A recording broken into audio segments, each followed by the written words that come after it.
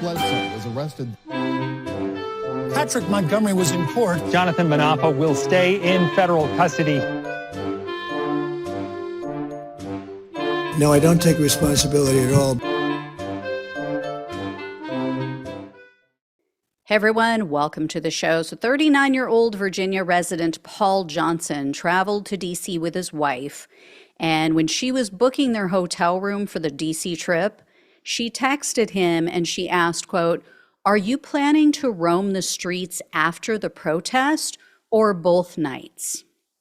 So Johnson replied, quote, "Shit, prob both." So on January 6th, he was seen wearing black gloves. They had reinforced knuckles. He was carrying a megaphone and a walkie-talkie, and he headed over to the Capitol even before Donald Trump's speech was over. And Johnson was with a group called the New Jersey Sons of Liberty. Johnson was one of the first people to reach Peace Circle, and as the crowd filled in behind him, he used his megaphone. He was inciting an attack on the police.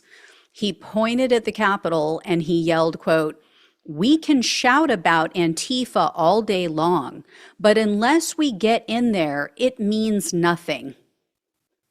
What Antifa has to do with that? But anyway, Johnson repeatedly yelled to the mob and told them to, quote, "get on the front lines." And he shouted, quote, "1776 this fence right here." And then Johnson asked them, quote, "Do you think George Washington would be standing behind this motherfucker?" And Johnson encouraged the men to move up to the front, and he questioned why women were on the front lines. So at that point, one of his eventual co-defendants was a man named Ryan Samsel, who you've heard me talk about before. He is just, piece of cow dung. Anyway, he moved toward the front of the barricades, or toward the front of the police line to the barricades, and he opened a section. So this is an area, actually I shouldn't say the police line, because this section wasn't guarded by police. It was just barricades. So he opened the gates, they walked through, everybody walked through, they followed him. Then they made their way to the second set of barricades where there actually were police manning those barricades. So there's about a half a dozen officers. Johnson followed Samsel. He gets up to the front of the gates. He starts yelling at the officers. He said, quote, "We pay your bills," and then, quote, "You back the fuck off." So Johnson's co-defendants were also screaming at the police. Now, he didn't know these men at the time. They just ended up being his co-defendants because they all attacked the police together. So anyway, they start screaming at the police. Johnson handed his backpack off to his wife as if he was preparing for violence. And then that's when Johnson and several other men lifted the barricades off the ground and they charged towards the police with them. So a couple of the officers were slammed into the metal handrail. There was a staircase behind them. And then, as you may have heard me mention in other videos, there was a female officer, Carolyn Edwards. She suffered a very severe head injury as a result of this. So Johnson and the others hit Officer Edwards in the face with the barricade. That threw her backward. So she hit her head first on the metal rail on the staircase. That knocked her unconscious. Then she fell down, she fell backwards because of that. She said she didn't even realize it at this time because she was already unconscious, but she cracked her head on the concrete. And she testified at the trial that all of these years later, she is still suffering from migraines every single month as a result of that injury. And as she's lying on the steps, some of Johnson's co-defendants started to brawl with the police. So Johnson took that opportunity while they're distracted. He dismantled the barricades, and that allowed the mob to more easily access the Capitol grounds. Within seconds, the crowd rushed up the steps, they pushed past the few police, and they headed toward the building. So as Johnson neared the Capitol, he picked up additional barricades. He tossed them over a low wall to make it, easier for the mob, again, to reach the Capitol. He then climbed up on a retaining wall and he continued to incite the crowd. So he encouraged them to pick up the pace, to get on the front line. After that, Johnson was seen on the west side of the Capitol. He was there for at least an hour, and he was screaming through his megaphone, still inciting the crowd. He yelled things like, quote, "They got the vote, guys. Are you pissed off now? Check your phones, everybody. Check your social media. Don't stand around and watch. We need to push this shit down." And then he said, quote, "They certified the vote. You gonna stand around and watch now? What are you gonna do? They already stole it. They just stole it." Then Johnson was seen on the South Lawn. He was trying to recruit more, quote unquote, able bodies to move to the east side of the Capitol because he said he wanted them to, quote, flank the building. So a while later, while he was still on the restricted grounds, he texted someone and said, quote, "Fucking the Capitol up, yeah," and, quote, "just took over the Capitol."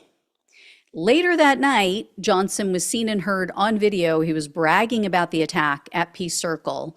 So he was standing outside of his hotel with a group of people. And he admits in this video, which I played a long time ago, but you guys might have forgotten about it, that they, quote, bum rushed the police. And he said in part, quote, "We breached, we pulled up, start throwing shit. I mean, we're fighting cops and shit."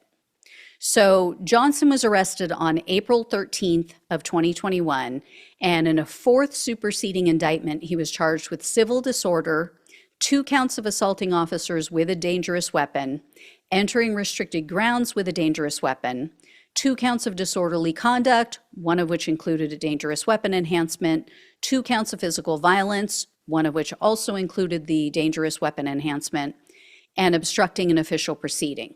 So as with his co-defendants, he refused a plea deal. He opted for a bench trial. And in February of 2024, the judge convicted Johnson of civil disorder, assaulting officers with a deadly or dangerous weapon, disorderly conduct on Capitol grounds, physical violence on Capitol grounds, and obstructing an official proceeding. As I'm sure you all know by now, the Trump humpers on the Supreme Court made the absurd ruling that obstruction can only apply, the obstructing an official proceeding charge, that only applies when there's tampering of physical evidence or tampering of a physical document. So the obstruction of an official proceeding conviction was dropped in his case. The good news is that even with that charge off the table, Johnson was still facing up to 20 years in prison, 3 years of probation, and $250,000 in fines, just based on the assault conviction alone. And the government requested a pretty significant sentence this time. They asked for 9 years in prison, 3 years of probation, and $2,000 in restitution. In regard to his criminal history, it's limited and it's a bit dated, but it's still significant. In July of 2013, Johnson was arrested and he was charged with assault. And in November of that same year, he was pulled over for speeding, and then he was ultimately arrested for possession of weed. And then the government didn't say how those cases were settled, but it seems that the charges may have been dismissed because they didn't factor into the sentencing decision in this case. At the sentencing hearing, Johnson broke down in tears and he told the judge, quote, "I humbly ask you for mercy for an 11-year-old. I'm sorry for all of this." So evidently, one of Johnson's children has a medical condition. I'm truly sorry for that. His wife also apparently has some sort of illness. They didn't reveal what any of this entailed, but Johnson and his attorney argued for leniency so he could be there for both his wife and his child. As I always say, why wasn't he thinking of his family on January 6th, right? He cared more about Trump than he did his wife and his child that day.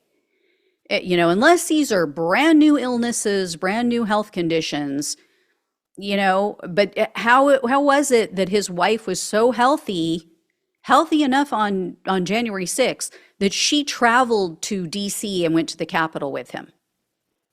I mean, she hasn't been charged with anything. I'll be clear. She hasn't been arrested. She hasn't, to my knowledge, she didn't do anything like commit any violent acts or do anything that would have been breaking the law. But, is this brand new all of a sudden that they're ill? I would find it very coincidental that both of them all of a sudden became ill, that they need him around to take care of them.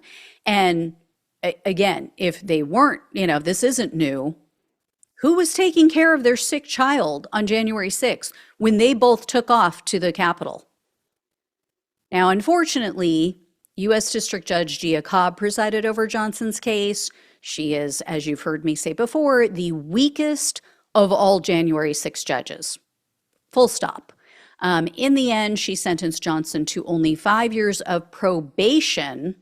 Now, before everybody blows their stack, let me say this. She did order the first year includes intermittent confinement on the weekends. So technically, 1 year of weekends in jail or in prison.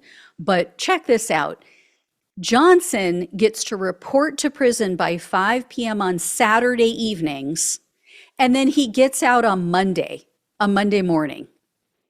So it's a joke. He's basically in there for Sunday. That's it. That's not the weekends. And then the next 2 years, once that's done, his probation is to be served under home confinement. Now, at least that is better than home detention. So with detention, they can still leave. They can go to work or medical visits. They can go to church, all kinds of excuses. Under home confinement, you cannot leave for any reason. It is basically like being in prison in your own home. Sounds like heaven to me, but I don't know. I'm a homebody. And Johnson also, he was ordered to pay a $25,000 fine and also $2,000 in restitution. So anyway, I mean, not enough. I'm sorry. Again, if you have the time, if you have the, carefree attitude or, care less, could not care less about your family enough that you are taking off to DC for a complete stranger who wouldn't piss on you if you were on fire, you can go to prison then. If that is more important to you, then, you can go to prison, in my mind. Again, Gia Cobb, horrible judge. Worst mistake, one of the worst mistakes that Biden made, putting her on the bench.